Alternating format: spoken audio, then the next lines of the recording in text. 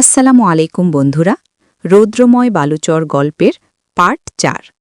বন্ধুরা, গল্পটি ভালো লাগলে অবশ্যই চ্যানেলটি সাবস্ক্রাইব করবেন। তো চলুন বেশি কথা না বলে গল্পটি শুরু করা যাক। ধরণীতে সন্ধ্যা নেমে এসেছে প্রায়। পাখিদের কিচিরমিচির শব্দ আস্তে আস্তে বাতাসের সাথে মিশে যাচ্ছে। হয়তো তারাও তাদের যত্নে বোনা গাছের ডালের ছোট ঘরটাই ফিরে যাচ্ছে, একটু শান্তির আশায়। মানুষদের মতো পাখিরাও চায় একটু শান্তিতে বাঁচাতে। একটু পর মাগরিবের আজান দিয়ে দিবে। প্রাইভেট পড়া শেষ করে রাস্তা দিয়ে হাঁটছে জোহান, আর মাথায় সব আবল তাবল প্রশ্ন আর চিন্তা। বাড়ির কাছে এসে পড়েছে প্রায়। এমন সময় চোখ গেল তার মন্তুমিয়ার বেগুন ক্ষেতের দিকে। সেখানে কিছু একটা নড়ছে, কিন্তু কি সেটা ভালোভাবে দেখতে পারল না অন্ধকারের জন্য। ভালোভাবে দেখার জন্য আরেকটু কাছে এগিয়ে যায়, কিন্তু দেখা যাচ্ছে না। তাই ডাক দিয়ে বলে, এই ওখানে কে রে? ডাক শুনে খেতে থাকা পরচ্ছবিটি নড়ে চড়ে ওঠে। আশা করেনি হয়তো এমন সময় এখানে কেউ আসতে পারে, তাই নিজেকে আরও একটু অন্ধকারে আড়াল করে নিতে থাকে। কিন্তু গলার স্বর শুনে মনে হচ্ছে কোনো বাচ্চা। খুব চিনা চিনা লাগছে।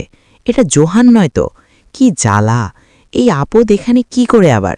এখন হাজারটা প্রশ্ন করে মারবে তাকে। তাই পরচ্ছবিটি ভয়ে ভয়ে বলে, আমি খোকা। খেটে কি রে? হাগুর মেলা। এখন কথা শুনে ভ্রু কুচকে যায় জোহানের। তাকে খোকা বলা, সে কি ছোট নাকি? গলা শুনে মনে হলো কোনো পুরুষ মানুষ। তার সাথে মজা করছে লোকটা। এত বড় সাহস! লোকটা কি আমাকে চিনে না নাকি? আমি হলাম এই গ্রামের মানুষের বেশি কথা বলে গোপন তথ্য বের করা একমাত্র গুণধর সন্তান। গর্ব করে শার্টের কলার উঁচিয়ে বলে কথাগুলো। দাঁড়া বেটা, দেখাচ্ছি তোকে মজা। আচ্ছা, আপনি কি সিঙ্গেল? গলা আওয়াজ শুনে এখন পুরো শিওর এটা জোহানি। জোহানের এহেন প্রশ্ন শুনে ভাবে, এই ছেলে বলে কি এসব? তার সাথে রয়সয়ে কথা বলতে হবে। না বাপ আমার, আমি সিঙ্গেল না। আমার বউ আছে, 5 পোলাপানের বাপ আমি। তাহলে আপনি বেগুন খেতে কি করেন চাচা? ইন্টু পিন্টুর কোনো চক্কর চলেনি বুড়ো বয়সে? বলবো নি কাকির কাছে গিয়ে? জোহান, বেগুন চুরি করতে এসেও শান্তি নেই। তাকে কি সব বলছে এই ছেলে, মনে মনে ভাবে পরচ্ছবি। দাঁড়াও, হেই ছেলে, এই তুই এসব কি বলছিস? হ্যাঁ, কিসের ইন্টু পিন্টু? হ্যাঁ, আমি তো করতে বসেছিলাম। ওহো, তাই নাকি? চাচা পানি নিয়ে গেছেন সাথে করে, নাকি আমি নিয়ে আসব? জানতে চাইল জোহান। এই রে, ধরা খেয়ে গেলাম মনে হচ্ছে। এখন কি বলবো?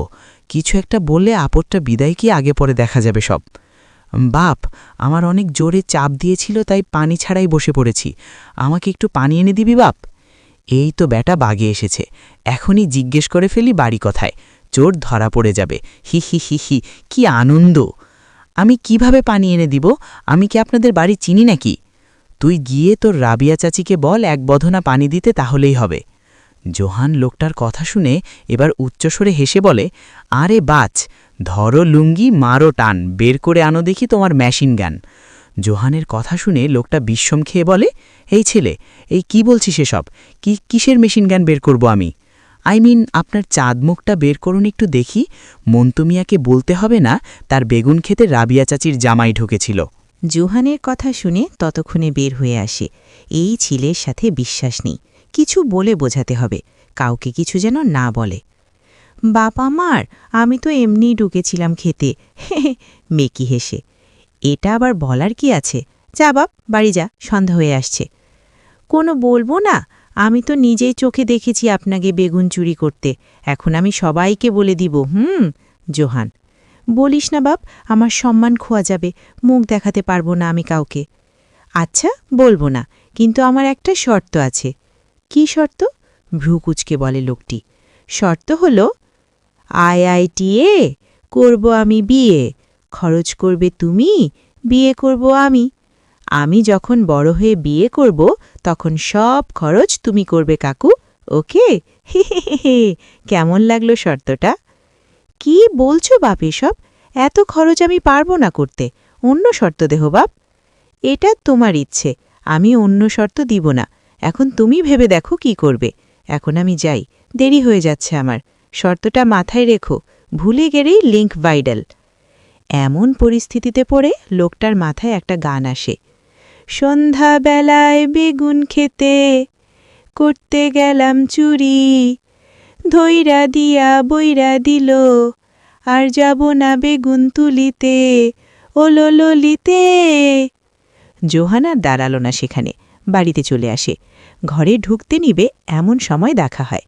বারান্দায় একপাশে অপরাজিতা ফুল গাছটার কাছে দাঁড়িয়ে আছে জিনিয়া। মনটা ভালো না। জীবনের সেই কালো অতীত কি ভোলা যায় সহজে? মানুষ যতই এখন আপন হওয়ার চেষ্টা করুক না কেন, বিশ্বাস করতে পারে না এখন সে। বিশ্বাস শব্দটা ছোট হলেও এর গুণ অনেক। তার মনে প্রশ্ন জাগে, সে কি একটা সুন্দর জীবন পেতে পারত না? কেন সেই অনাকাঙ্ক্ষিত মানুষটি তার জীবনে এসে সব তছনছ করে দিল?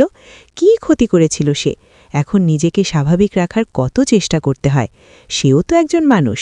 কেন সে একটু মন ভরে হাসতে পারে না, কারোর সাথে মন খুলে কথা বলতে পারে না? ভাবনার মাঝেই দুফোঁটা অশ্রু গড়িয়ে পড়ে চোখের কার্নিশ বেয়ে। কারোর পায়ের শব্দ শুনে তাড়াতাড়ি চোখ মুছে নিয়ে নিজেকে স্বাভাবিক হওয়ার চেষ্টা করে চুপ করে দাঁড়িয়ে থাকে শূন্যে চোখ দিয়ে। চাঁদ সুন্দরী, কি করছো এখানে একা একা? প্রশ্ন করল রোহান। নিশ্চুপ। কি হয়েছে, কথা বলছো না কেন? নিশ্চুপ। আরে বাবা, এমন স্ট্যাচুর মতো দাঁড়িয়ে না থেকে কিছু বলো। দেখছেন না কথার উত্তর দিচ্ছি না, তাহলে আবার জিজ্ঞেস করছেন কেন? বুঝতে পারছেন না আমি আপনার সাথে কথা বলতে ইচ্ছুক নই? একটু জোরেই চেঁচিয়ে বলল জিনিয়া। জিনিয়ার এমন ব্যবহারে রোহানের কপালে বাজ পড়ে, বুকটায় মুচড়ো দিয়ে ওঠে। কেন যেন অনেক কষ্ট হচ্ছে। ওকে ভালোবাসে বলে সে কি এখনও এই মেয়ের মনে জায়গা করতে পারেনি? গত 1 বছর ধরে নিজের অনুভূতিগুলো বোঝানোর চেষ্টা করছি। সে কি আমার মন একটুও বোঝে না? আমি কি ওকে খুব বিরক্ত করি? আমার সাথে কথা বলতেও তার এত দ্বিধা কাজ করে? শালার ভালোবাসা, মা মরা ছেলেকে কেই বা ভালোবাসবে? সেও না কত বোকা, বামন হয়ে চাঁদে হাত বাড়াতে চায়। নিজের মনে মনে কথাগুলো ভেবে আবারও বলে। চাঁদ শুন কথাটা আর বলতে পারেনি। তার আগেই জিনিয়া বলে, আর কতবার বলবো আপনাকে আমাকে এ নামে ডাকবেন না? অসহ্য লাগে আমার আপনার এই ন্যাকামো। আমি আপনার সাথে কথা বলতে চাই না, আপনাকে আমার বিরক্ত লাগে। প্লিজ দয়া করে আমার সামনে আর আসবেন না, নয়তো আমার ঘৃণার খাতায় আপনি হবেন দ্বিতীয় ব্যক্তি। কথাগুলো বলে আর দাঁড়ালো না, সোজা চলে গেছে নিজের বরাদ্দ করা রুমে। যদি সে একবার পিছনে ফিরে দেখত একজন মানুষ তার এহন কথা কতটুকু কষ্ট পেয়েছে, তাহলে আর কখনো সে নিজের এই মানুষটার সামনে মুখ দেখাতে পারবে না। হো হে হো, নিষ্ঠুর দুনিয়া। আমি কি ভালোবাসা পাওয়ার যোগ্য না? যে মানুষটা আমাকে এত ঘৃণা করে তাকেই কেন এই মন প্রচুর ভালোবাসে? রোহান অস্ত্রমাখা চোখে আকাশের দিকে তাকিয়ে মনে মনে বলে রোহান। দাঁড়িয়ে রইল ঠাই জায়গায়। কতক্ষণ দাঁড়িয়েছিল তাও বলতে পারবে না সে। কাঁধে কারো হাতের স্পর্শ পেয়ে চমকে ওঠে। বোঝেতে মানুষটা কে? তার অনেক আপন একজন মানুষ, যে তার বন্ধু কম ভাই বেশি, তার কলিজার বন্ধু আরমান। কিন্তু বলল না, ঠাই দাঁড়িয়ে থাকে। আরমান বোঝে পারে তার বন্ধু কেন কান্না করছে। হয়তো আবারও জিনিয়া তাকে রিজেক্ট করেছে। নীরবতা ভেঙে আরমান বলে, কি হয়েছে? মেয়ে মানুষের মতো এমন ফ্যাচ করে কান্না করছিস কেন? আরমানের বলতে দেরি হল, রোহানের পিছন ঘুরে গলা জড়িয়ে কান্না করতে দেরি হল না। রোহানের এমন গলা জড়িয়ে কান্না করতে দেখে বিরক্ত হয়ে বলে, বাল সর, মেয়ে মানুষের মতো খালি ডলাডলি করছিস, ভালো লাগে না, স্টুপিড কোথাকার। আরমানের কথায় রোহানের কোনো পরিবর্তন দেখা গেল না। আগের ন্যায় আরমানের গলা জড়িয়ে বলে, ভাই আমার সর্বনাশ হয়ে গেছে, আমার সব শেষ হয়ে গেছে, আমি এখন বাঁচব কি করে? বলে আবারও ফ্যাচ করে কান্না করতে থাকে। কি সর্বনাশ হয়ে গেছে তোর? সব শেষ ভাই আমার। রোহানের এমন কান্না করা দেখে মুচকি হাসে আরমান, যা রোহানের চোখে পড়েনি। তাই সে মজা উড়িয়ে বলে, এমন ভাব করছিস মনে হচ্ছে কেউ তোকে ধর্ষণ করে তোর 7 লক্ষ খুলে বিক্রি করে দিয়েছে। আরমানের কথা শুনে সঙ্গে সঙ্গে রোহানের হাত চলে যায় তার প্রাইভেট পার্টি। ইয়েতে হাত রেখেই রোহান বলে, ইন্নালিল্লাহ, আমার বউয়ের মূল্যবান সম্পদ, চোখ সরবেটা লুচু। তাদের দুজনের কথা মাঝে সেখানে এসে উপস্থিত হয় জাহেদ। রোহানের মুখের দিকে একবার তাকায়। মুখ দেখে মনে হচ্ছে তোর বোন আবারও রিজেক্ট করে দিয়েছে। বেচারার জন্য খুব হাসি পাচ্ছে। যতবার তার বোন রোহানকে রিজেক্ট করে, এতবার এমন বাচ্চাদের মতো কান্না করে।